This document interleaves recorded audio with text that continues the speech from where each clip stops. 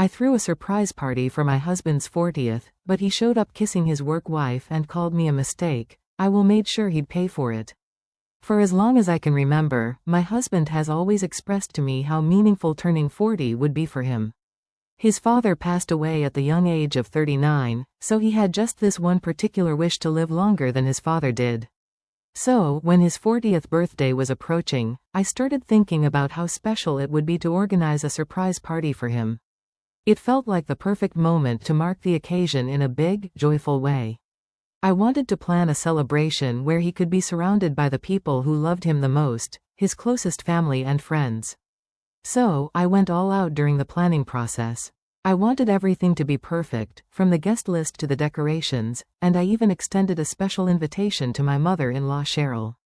Cheryl and I have always had a close relationship, and I knew how much it would mean to my husband to have his mom there for this occasion. She lives out of town, so I made sure to book a flight for her to arrive on the day of the party. Everything was coming together, and I couldn't wait to see the look on my husband's face when he walked into a room filled with the people who cared about him the most. On the night of my husband's birthday party, everything was in place. The decorations were perfect, the guests were quietly waiting, the house was dark, and we all stood silently. Our excitement was barely contained as we waited for him to come back home. Earlier that day, I had set the stage without giving anything away. Over breakfast I had casually mentioned to him that I would be at my parents' house that evening, hoping to keep his expectations low. My goal was for him to think I wasn't planning anything special for his birthday.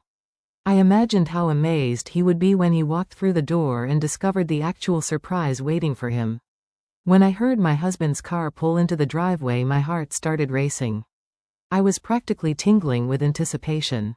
We all stayed perfectly still, listening to the sounds of him outside, his footsteps, the faint jingle of his keys as he fumbled to unlock the door. I giggled to myself, picturing him trying key after key in the dark, probably muttering to himself in frustration. Then finally the door swung open. We all jumped up at once shouting "Surprise Happy Birthday" as the lights flickered on. But instead of the joyful expression I had been eagerly awaiting, there standing in the doorway was my husband Jackson. His tie loosened, arms wrapped around his coworker April in the middle of a kiss. Everyone around us fell silent, and the room, which had been so full of happiness just seconds before, was now thick with shock and disbelief. People gasped in horror, staring at Jackson and April. My mind struggled to process what I was seeing. For some context, my husband and April are coworkers. They have been working together for quite a while. She's younger than both of us and is one of his subordinates at work. Over the years I've seen her at the annual office Christmas parties when Jackson would bring me along. I've observed how she interacts with people, especially with him. At times she'd come off a bit flirtatious and would even call herself his work wife jokingly. But I had never taken it seriously. I would brush it off, mostly because she seemed to behave that way with almost all the older men at the office. I thought this was just part of her personality and never really let her behavior bother me because I trusted my husband and didn't see her as a serious threat. But now standing in the doorway seeing Jackson kissing her, it was humiliating in a way I had never imagined. I felt a rush of emotions. When my husband realized that we were all there and staring at him, he finally stopped. His eyes were unfocused and he seemed drunk, stumbling a bit. He looked around at the people gathered for his surprise party and simply said, "Whoops," before bursting into laughter. Meanwhile, April stood beside him awkwardly fixing her shirt, her lipstick almost wiped clean because of their kiss. The room was silent and all I could feel was the crushing weight of the embarrassment and hurt, with all eyes on me, waiting for how I'd respond. Cheryl, my mother-in-law, was the first to break the silence. She stood up and demanded loudly, "Jackson, what the hell are you doing?" Jackson's eyes widened as he did not expect to see his mother here and slowly turned his head towards her. He tried to explain in his dazed state. "I didn't expect everyone to be here." He trailed off and looked a little embarrassed now. My heart raced as I confronted him directly, asking why he was with April in our house, kissing her, when I had organized this surprise party to celebrate his birthday. I had to know the answer even though I was terrified of what he might say next. Jackson sighed and just shook his head. He glanced around the room before clearing his throat in a casual tone, as if making a work announcement. He said he had planned to break the news another day, then with a sneer he added that since the surprise party had exposed him in April, he might as well reveal the truth now. April and I are together, we've been dating for a few months now, and he paused, glancing at her as if for confirmation before looking back at me. And I'm falling in love with her. I stood there, utterly stunned. What was my husband even talking about? My hands were trembling, my heart pounding in my chest as the weight of his words settled in the air. He didn't just stop though, as he continued, saying how he had tried to hold off his feelings for April for months. But this year he had realized that he needed to finally start living life on his own terms. I couldn't believe what I was hearing. The words felt surreal, like they were coming from someone else, not the man I'd spent years building a life with. He then went on this rant, talking about how his father had died young, never getting the chance to fulfill his dreams.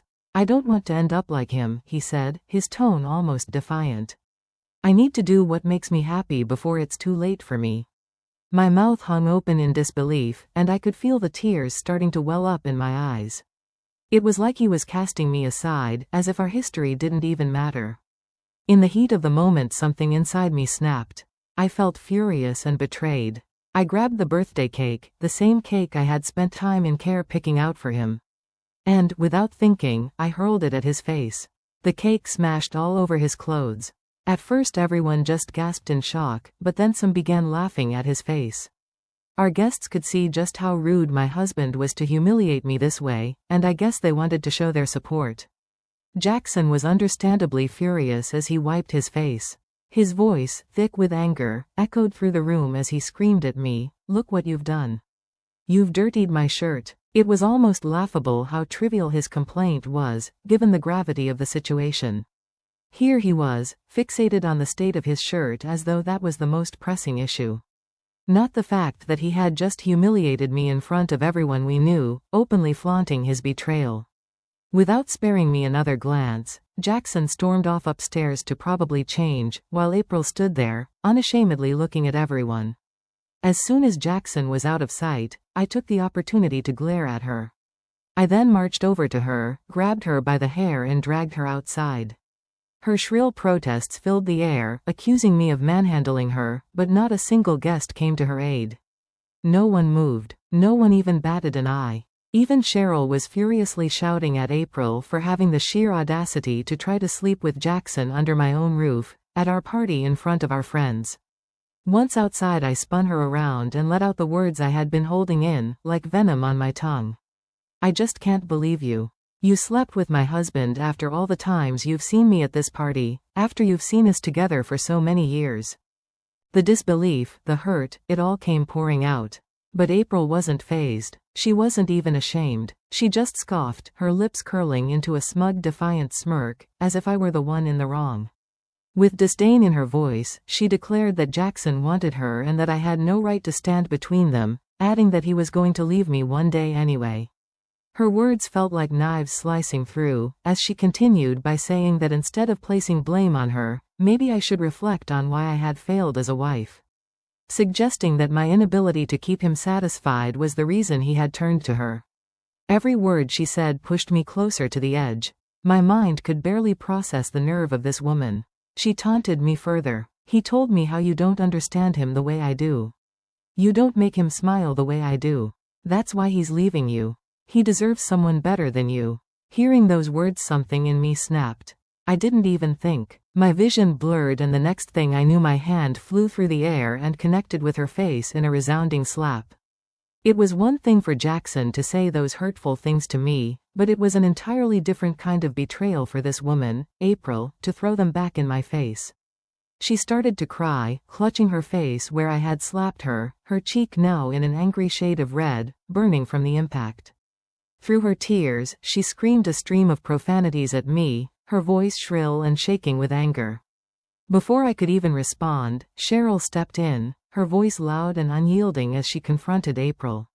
"If you don't leave this property right now, you'll be getting a slap from me too," Cheryl threatened, her words sharp with disgust. April, still fuming, stared back, but she didn't dare move towards Cheryl. By now the other guests had trickled outside, drawn by the chaos unfolding in our front yard. They stood around, watching the scene unfold in stunned silence, some whispering among themselves and others too shocked to even speak. It was a spectacle none of them had expected when they arrived at our party, and I could feel their judgmental eyes flickering between me and April. And then, as if on cue, Jackson reappeared. He walked out with a freshly changed shirt, looking disturbingly composed, given everything that had just happened. A bag was slung over his shoulder, and it took me a moment to process that he had packed a few of his things. When he saw April clutching her cheek, tears streaming down her face, he rushed to her side, putting his arm around her protectively, as if she were the victim in all of this. "What the hell is wrong with you?" he yelled at me, his voice full of anger and disappointment. He looked at me like I was the one who had crossed the line, as if I was the one who had done something unforgivable. In his eyes I was the villain at this moment, for slapping the woman who had slept with him. Then, he spat out words that broke me all over again. "I can't deal with this any longer. I'm done," he shouted. "I want you out of the house when I come back from our trip. I hope to never see your face again." A trip? He was leaving me, breaking our marriage apart and already planning a weekend getaway with her? I stood there, frozen in disbelief and pain, watching as he took April to his car. And then both of them drove away without a second thought. I felt a deep, aching emptiness as I watched the tail lights of his car disappear down the street. My heart felt like it had been ripped out of my chest. Cheryl looked as devastated as I felt. Everyone had just witnessed the end of my marriage in real time, and I felt so embarrassed. Cheryl, bless her, stepped up and took control of the situation immediately. She politely asked everyone to leave, thanking them for coming and apologizing for what had happened. People did come up to me to give me awkward hugs and offered me a few words of comfort before walking out, while I just felt completely numb, still trying to process what had just happened. After everyone had left, Cheryl guided me to sit down. She handed me a glass of water, and even though my hands were trembling I barely noticed. Once I knew it was her and me I started to cry, big uncontrollable sobs. I had held it in for too long. I didn't want to cry in front of everyone, but now that I was alone with her, it all came out, the shock, the humiliation, the sheer disbelief at what had just happened. My husband had destroyed our marriage at his own surprise birthday party, in front of his friends and family, all while kissing his coworker, and then he had the audacity to even kick me out. Through my tears I confided in Cheryl that I was completely lost. I had no idea what to do, where to go, or how to rebuild my life. I had invested so many years into this marriage, caring for my husband through his illnesses, cooking, cleaning and even giving up my career, because he always wanted to stay-at-home wife. And now, he had ripped the rug out from under me and was leaving me with nothing. I was lost, physically and emotionally. I couldn't imagine packing up my life and leaving the home we had shared for years. Hearing this, Cheryl shook her head firmly and then reminded me of something that I had apparently forgotten. You see, the house Jackson and I had lived in wasn't truly ours. It belonged to Cheryl's late husband, a home filled with memories that she had cherished after his passing. She graciously allowed Jackson and me to live here so that we could start a family and build our life together. At the time it felt like a gift, a fresh start for us in a place filled with love and support. But now, everything about that life had shattered. And the weight of what Jackson had done was more than just a betrayal, it was a violation of the very trust Cheryl had placed in us. "After what my son did to you, I'm embarrassed to have raised such a monster," she told me. Her voice was thick with sorrow. The kind only a mother could feel when she realized her own child has become someone she barely recognizes. She wrapped her arms around me in a hug that felt like both comfort and a promise. She then looked me straight in the eyes and said, "This is my house and I decide who lives here and I'm choosing you." Her words were a lifeline, offering me a sense of control in a situation that felt wildly out of my hands. She continued to say how she wasn't going to let Jackson and April get away with what they had done. She wanted to teach Jackson a lesson, to show him that his actions had real painful consequences. She continued with a firm voice, stating that he needed to be reminded that destroying a marriage and walking away would not happen without paying the price. Then she added something that made me smile, even in the midst of all the chaos. "There's no way I'm letting April Scroney move in here with my son, or she's not ruining my family home." Cheryl's protectiveness over me was something I hadn't expected since I thought she would eventually support her son, but here she was instead, looking out for me. Jackson might have thought he could walk out of our marriage and into another woman's arms. But Cheryl and I were about to show him that life wouldn't be that easy. I admit, hearing Cheryl's words had given me a sense of relief, and it was like a weight had been lifted, knowing I wasn't going to be cast out of the house I'd called home. Cheryl's backing gave me the strength I needed to take control of the situation. So, long story short, over the weekend, I signed a proper rental agreement with her, making everything official. I wanted evidence, something concrete that would prevent Jackson from ever kicking me out. With the agreement in place, I knew I had solid ground to stand on. That same weekend, I methodically packed all of Jackson's things. It was oddly therapeutic, boxing up the remnants of the life we had shared. I piled them neatly on the porch outside, where he could easily collect them when he returned from his trip. It wasn't until a week later that I finally noticed his car pull into the driveway. By that time, I had already made all the preparations. I'd installed security cameras outside the house because I knew what was coming. I needed the cameras for my own protection, just in case things went sideways. I had also changed the locks. There was no way I was letting him barge in here and disrupt my life again. Sure enough, when he tried his key in the door, nothing happened. He fumbled with the lock for a moment before realizing he was locked out. His face twisted in frustration, and soon enough he started banging on the door, his fists thudding against the wood like a relentless drum. "Open the door," he yelled, his voice thick with frustration. I watched him through the camera, feeling oddly calm. I wasn't about to let him back in, not after everything that had happened. So instead of opening the door, I spoke to him through the intercom. My voice as casual as I could make it. "What are you doing here, Jackson?" I asked, sounding almost bored. His response was instant and furious. He began yelling, accusing me of overstaying and that he had given me plenty of time already to pack my things and leave, insisting that I should have gone by now. His voice was laced with contempt as he ranted about how tired he was of me, how he couldn't stand my so-called neediness and desperation anymore by continuing to stay here when he had clearly ended our marriage in front of everyone. He didn't want to deal with me. He said he just wanted the divorce and for me to disappear from his life. His eyes then fell on the boxes packed outside and he became silent. I guess he must not have realized earlier that those were his things outside. He glared at the boxes and then back at the door, shaking his head as if this was all some ridiculous joke, but it wasn't and he knew it. "You think you could throw out my things like this? You think you're going to get away with this?" He stomped up to the door again, banging on it with renewed aggression, his fists slamming against the wood. "You have no right to do this. I'll take you to court if I have to," he shouted, his voice trembling with barely contained rage. "You hear me? I'll sue you for this. You can't just throw me out of my own house." I let him carry on watching through the camera as he vented, pacing angrily back and forth on the porch. It was almost amusing how he still thought he was in control of the situation. I leaned closer to the intercom, my voice cool and collected as I explained that this was not his house but his mom's. I had signed a rental agreement with Cheryl, making the house legally mine to live in now, and pointed out that he was the one trespassing. After a brief pause to give him time to comprehend my words, I continued to state that if he wanted to take the matter to court, he was welcome to try. But I didn't believe he would have much of a case. I demanded that he take his things and leave immediately or I would call the police. I watched Jackson through the camera, his confusion etched across his face as if he couldn't quite wrap his head around what was happening. He was almost pitiful, really, the way he stood there frozen for a moment. But then, just as quickly as the confusion appeared, it was replaced by fury. He screamed at the door and then in a flurry of movement yanked out his phone. I had no doubt he was calling his mother, probably hoping she'd swoop in to defend him to undo the situation, but I knew Cheryl had no intention of doing that. I was certain she'd tell him exactly what I had. This wasn't his house anymore and he needed to accept the consequences of his actions.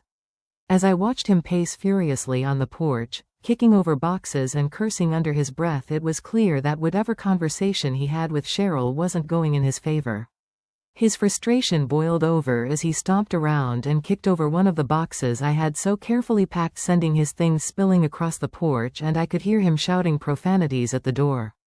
His voice echoed through the intercom as he called me a thief, accusing me of stealing his house. "I'm going to make you pay for this," he kept repeating. I could have responded to his insults, but I didn't see the point. I knew he couldn't do anything, not really.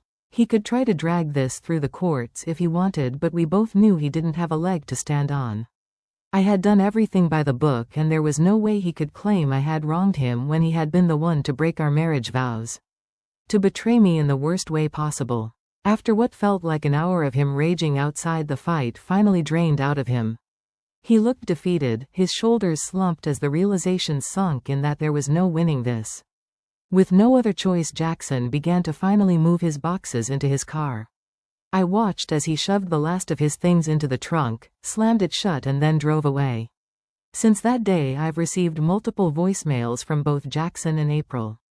They've bombarded me with messages, each one more bitter than the last.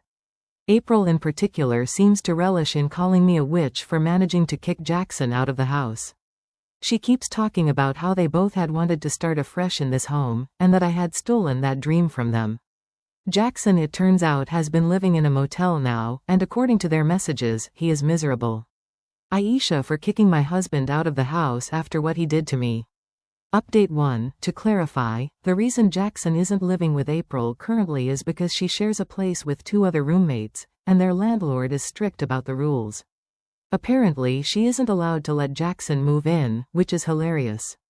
If they're truly that committed to each other, then I think April should break her rental agreement and find a place where the 2 of them can play house. But honestly, they can do whatever they want now, it's no longer my problem.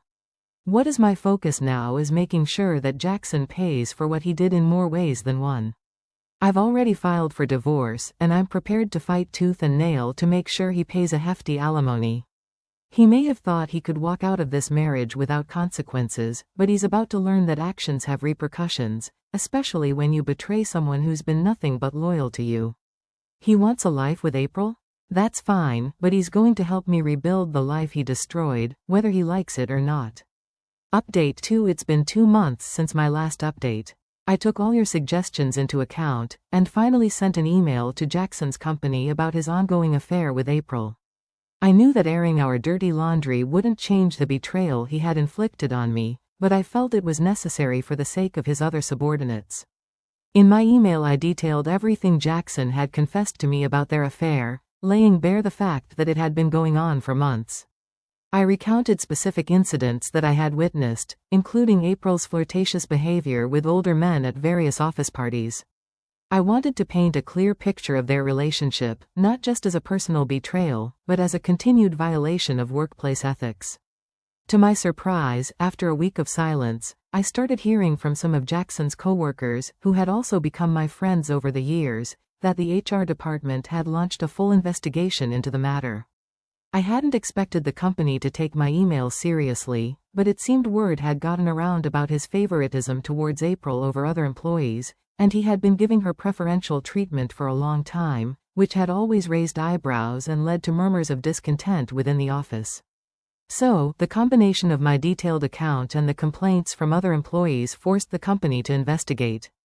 Jackson's affair was no longer a private matter, it had crossed into professional territory, and that changed everything. Days later I learned from my friends that Jackson had been fired as a result of the investigation. I could hardly contain my satisfaction at the thought of him being let go, stripped of the privileges he had taken for granted while engaging in this affair.